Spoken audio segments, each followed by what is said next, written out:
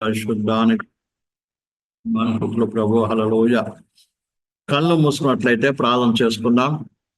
స్తోత్రం తండ్రి, మహోన్నతుడా, మహాపరిశుద్ధుడా, జీవముల తండ్రి, మరోసారి నీ పాసానికి నడిపించిన విధానం బట్టి వందనాలు చెల్లిస్తున్నాం నాయన. కూడొచ్చిన ప్రతి బిడ్డలను దీవించండి, ఆశీర్వించండి. పవిత్రాత్మ మా బోధకుడా, మాకు బోధించండి, మాకు నేర్పించండి, మమ్మల్ని నడిపించండి. నీ నామం మేము తెచ్చుకోండి ప్రభు. అల్పినను మరుగుపరిచి నీ వాక్యం ప్రత్యక్షపరచమని యేసు నామములో ప్రార్థిస్తున్నాం తండ్రి, ఆమేన్. దేవుని పరిశుద్ధ నామనకు మహిమ కలుగును. ప్రియమైన బిడ్డలారా, ప్రభు ప్రేమించి చాలా దినాల తర్వాత తిరిగి మనము ఈ జూమ్ మూలమ దేవుని యొక్క వాక్యం దగ్గర రావడానికి ప్రభు ఇచ్చిన గొప్ప ధన్యతను బట్టి నేను ఎంతగానో వందనాలు చెల్లిస్తుంటున్నాను.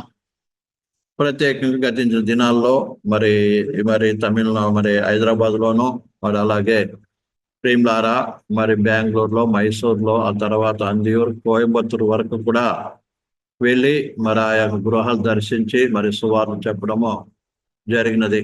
దాన్ని బట్టి నేను ఎంతగానో దేవునికి వందనాలు చెల్లిస్తున్నాం. ప్రభు సురక్షితంగా అందరినీ కూడా మా గృహాలకు చేర్చినందుకు కూడా మరి దేవునికి వందనాలు చెల్లిస్తున్నాం. అలాగే ప్రార్థించిన ప్రతి ఒక్కరిని కూడా దేవుడు దీవించును గాక. ప్రియమైన బిల్లారా, ఈ యొక్క రాత్రి కాల సమయంలో ప్రియమైన బిల్లారా, మరి పోయిన దినాల్లో మనము బెంజమీను గురించి నేర్చుకుంటూ వస్తున్నాం. అలాగే బెంజమీను యొక్క ఆశీర్వాదముల గురించినటువంటి విషయాన్ని మనం ధ్యానిస్తూ వస్తున్నాం. అందులో భాగంగానే మరి బెంజమీను యాకోబు ఆశీర్వదిస్తూ అతనికి ఏమని తెలియపరిచాడంటే, ఏమని ఆశీర్వించాడంటే, ఏ రీతిగా ఉంటాడు అని తెలియపరిచాడంటే ప్రేమలారా, మరి బెంజమీను చీల్చునట్టి తోడేలు అని తోడేలతో పోల్చబడినట్టుగా మనం చూస్తున్నాం. ఎందుకు మరి తోడేలతో మరి యాకోబు పోల్చాడంటే ప్రేమలారా, ప్రతి ఒక్క దేవుడు సృజించినటువంటి ప్రతి ఒక్క మృగాల్లో కావచ్చు, అడవి మృగాలు కావచ్చు, మరి సాధు జంతువులు కావచ్చు, ప్రతి దాంట్లో కొన్ని మంచి గుణ లక్షణాలు ఉన్నాయి ప్రేమలారా. అలాగే కొన్ని చెడు గుణ లక్షణాలు కూడా ఉండవచ్చును. అయితే ఏదైతే మంచి విషయాలు ఉన్నాయో దాన్ని మనం నేర్చుకోవాల్సిన వారమైనా, దాన్ని పాటించవలసిన వారమైనా.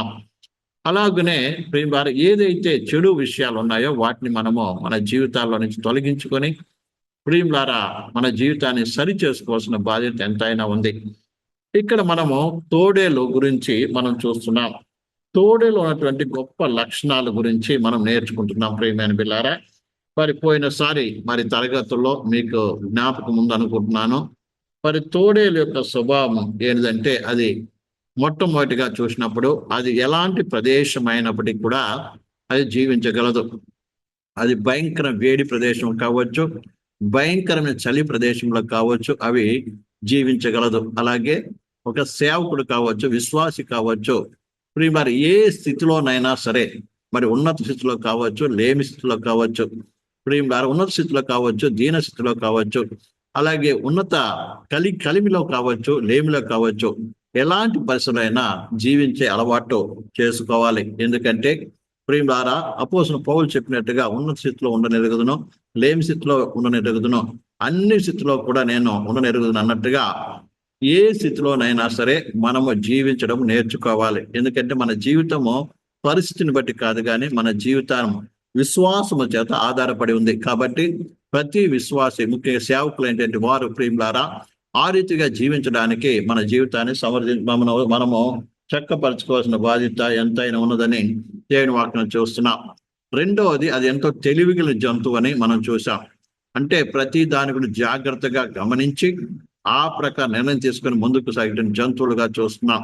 అలాగే విశ్వాసులు కూడా ప్రేమ అన్ని విషయాల్లో కూడా, మరి విశ్వాసులు కావచ్చు, సేవకులు కావచ్చు, అన్ని విషయాల్లో కూడా జ్ఞాన వివేకం కలిగిన వారుగా ఉండవలసిన బాధ్యత ఎంతైనా ఉన్నది.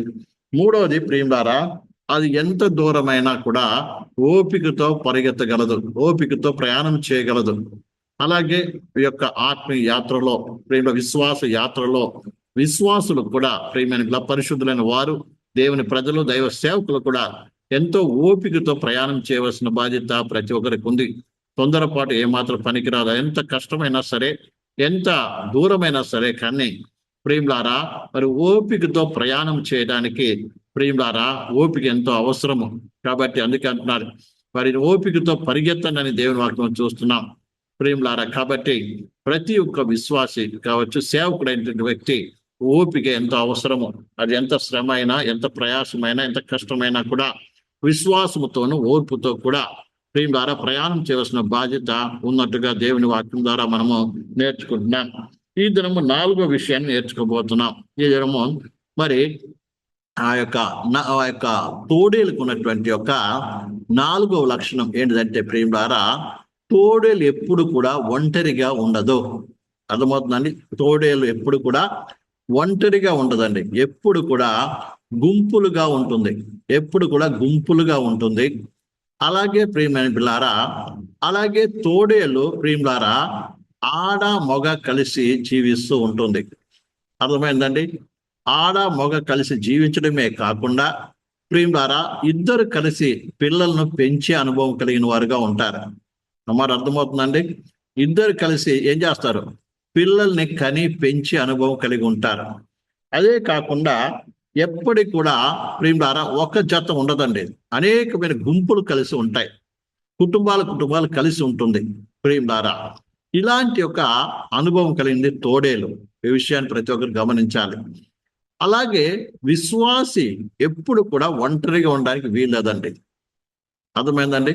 ఒంటరిగా ఉండడానికి వీల్లేదు. అందుకే అంటున్నాడు, మరి వేరుండ గోరువాడు స్వేచ్ఛానుసారంగా జీవించేవాడని దేవుని వాక్యంలో చూస్తాం. ప్రతి విశ్వాసి కూడా ప్రియులారా నిత్యముగా సహవాసము కలిగిన వాడుగా ఉండాలి. అర్థమైందండి? విశ్వాసి కావచ్చు, సేవకుడు కావచ్చు. ఈ దినాల్లో అనేక చోట్ల మరి కొంతమంది విశ్వాసులు ఉంటారు ప్రియులారా, ఏ ఒక్క సంఘానికి సంబంధించి ఉండరండి. ఈ దిన చాలా మందిని చూస్తాం అలాంటి వారిని. అదొక విషయం. అలాగే సేవకులు కూడా చాలా మంది చూస్తాం. ఎక్కడ చూసినా ఇద్దరు ఇండిపెండెంట్ చర్చెస్ ఎక్కువ. ఏమనంటే ఇండిపెండెంట్ గా సేవ చేస్తున్నామండి. ప్రియులారా ఇదంతా కూడా వాక్యానికి విరుద్ధమైనది. వాక్యానికి విరుద్ధమైనది, ఉపదేశం విరుద్ధమైనది.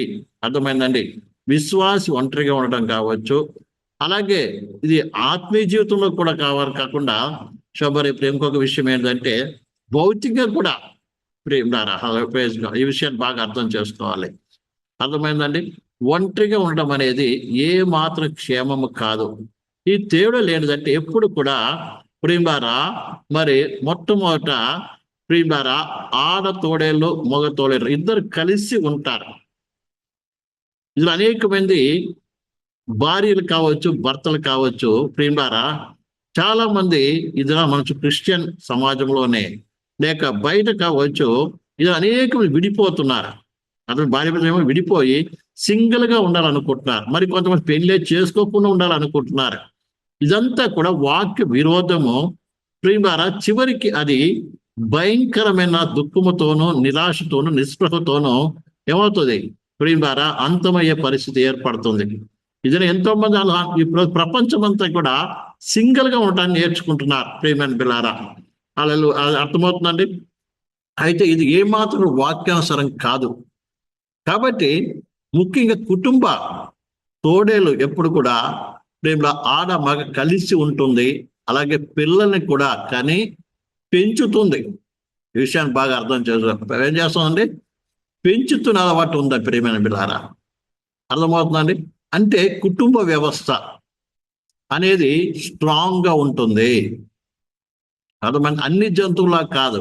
తోడేలు ఎప్పుడు కూడా మరి పిల్లల కడమే కాదు, మరి ఇద్దరు కలిసి పెంచడం కూడా జరుగుతుంది అని ప్రియులారా ఇది పరిశీలన చేసిన వారు చెప్తున్నటువంటి విషయం ప్రియులారా. ఒకటి.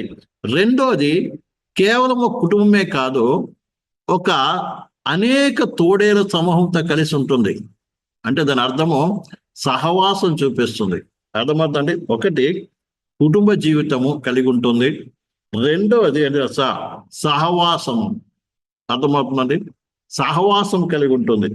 మూడోది ప్రియులారా అనేక గుంపులు కలిసి ఉంటుందండి. అర్థమవుతుందా? ఈ విషయాన్ని బాగా అర్థం చేసుకోవాలి. ఈ తోడేలుకున్న లక్షణాలు బాగా అర్థం చేసుకోండి.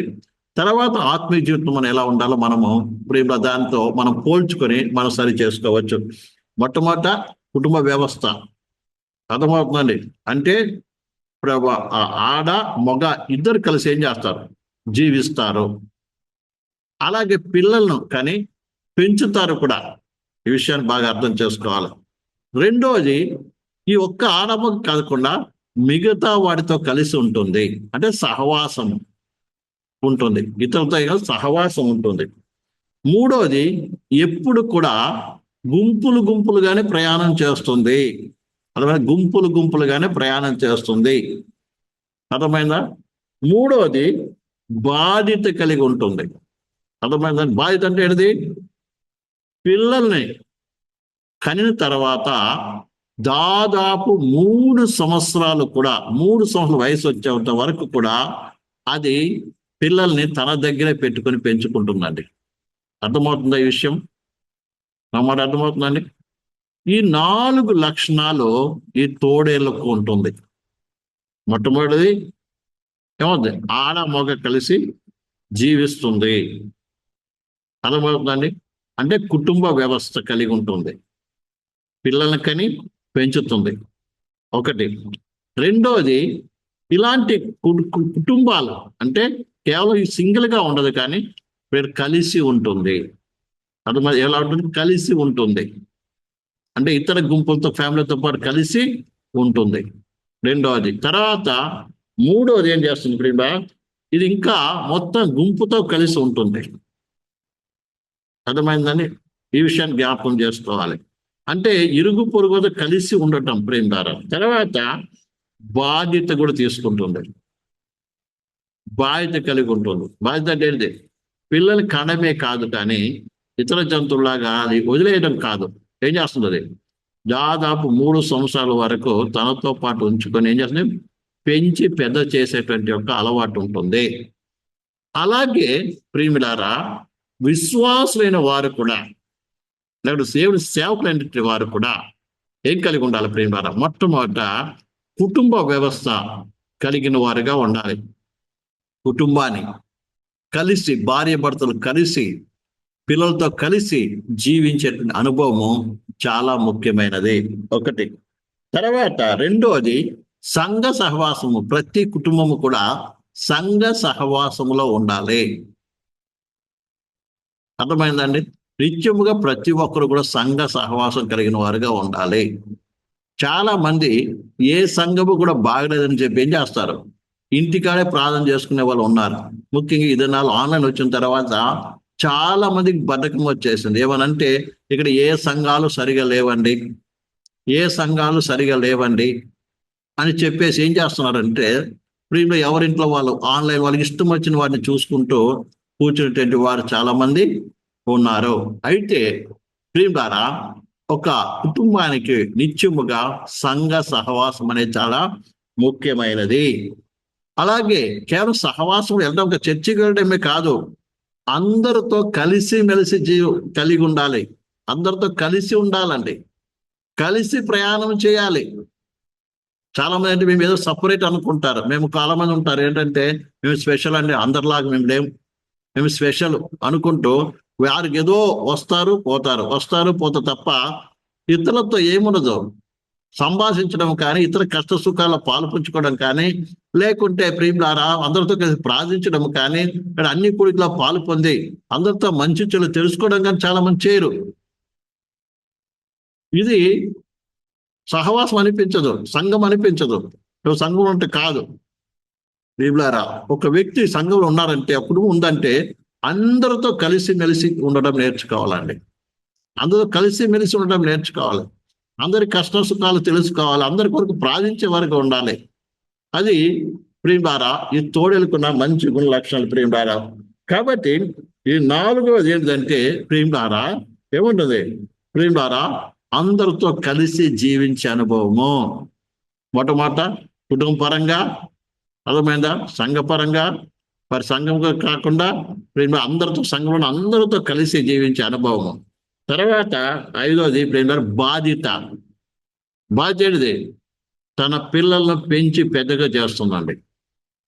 అది 3 సంవత్సరాలకు పెంచి చివరికి తనంతా తను నడవగలిగినంత రీతిగా ఏం చేస్తుంది? అప్పుడే అది బయటికి పంపిస్తుంది. రెస్పాన్సిబిలిటీ. ఇదిలా మనకు సంఘంలో ఉన్నామంటే విశ్వాసమైన మనము సేవకులైన వారు ఏం కావాలి? బాధ్యత కలిగిన వారికి ఉండాలి. ప్రతి విశ్వాసికి అంటే సేవకునికి, విశ్వాసికి ఉండవలసిన బాధ్యత విశ్వాసికి ఉంది, సేవకు ఉండవలసిన బాధ్యత సేవకులకు ఉంది. ప్రేమ ద్వారా విశ్వాసి అర్థమైందండి. భర్త అయితే భర్త బాధ్యత, భార్య అయితే భార్య బాధ్యత, తల్లిదండ్రులు అయితే బిడ్డల బాధ్యత, అర్థమైన తల్లి అయితే ఒక కుమారుడు అయితే ప్రేమ తల్లిదండ్రుల బాధ్యత, అలాగే అన్న బాధ్యత, చెల్లి బాధ్యత, ప్రతి ఒక్క బాధ్యత ఏం చేయాలి? సక్రమంగా నిర్వహించాలి. ప్రతి ఒక్కరు వారి వారి బాధ్యతను తెలుసుకుని ఏం చేయాలి? ఆ ప్రకారం చేస్తే అప్పుడే నువ్వు నిజమైన దేవుని బిడ్డగా, దేవుని చేత అంకిన బిడ్డ వ్యక్తిగా ఉండగలవని దేవుని వాక్యం మనకు తెలియపరుస్తుంది. ప్రేమ ద్వారా తర్వాత ప్రేమ ద్వారా ఐదోది ప్రేమ ద్వారా ఐదోది ప్రేమ ద్వారా